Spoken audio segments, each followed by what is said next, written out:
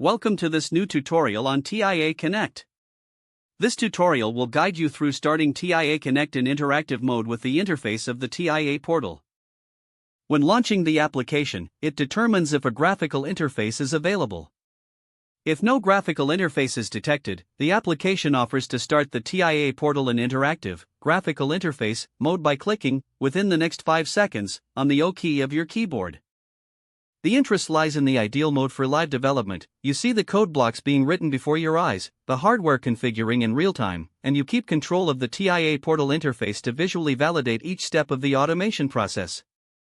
I am now connected to the graphical interface of the Siemens TIAPortal software.